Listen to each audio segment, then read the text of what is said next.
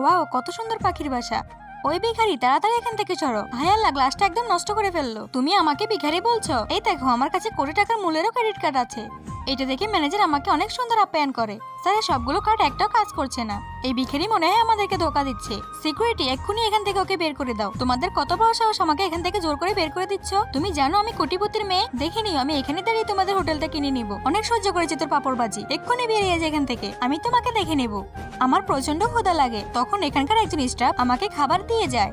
Madam, আপনি কে? আর আপনার এমন অবস্থা হলো কেমন করে? আমার দাদি একজন বুড়ো লোকের সাথে আমার বিয়ে দিতে চেয়েছিল। তার আগে তুমি যদি বাংলাদেশ থেকে হও তাহলে ভিডিওতে একটা লাইক করো, আর ইন্ডিয়া থেকে হলে একটা সাবস্ক্রাইব করো। আমি বাংলাদেশ থেকে এই জন্য লাইক করে দিয়েছি, আর কমেন্টে তুমি তোমার দেশের পতাকা দিয়ে যাও। এই জন্য আমি বাড়ি থেকে পালিয়ে চলে এসেছি। তারপর থেকে আমি পাগল হওয়ার নাটক করছি। এর কথা শুনে মনে হচ্ছে সে সত্যিই পাগল। ঠিক আছে, তুমি খাবার খাও, আমি যাই। তারপরের দিন আমি ব্যাগ ভর্তি টাকা নিয়ে সেখানে যাই। এইটা দেখে সব লোক অবাক হয়ে যায়। এই কাণ্ড শোনো, এই টাকাগুলো নিয়ে মেয়েটার নামে হোটেলটা লিখে দাও। এইটা শুনে ম্যানেজার গান্ডু অজ্ঞান হয়ে পড়ে যায়।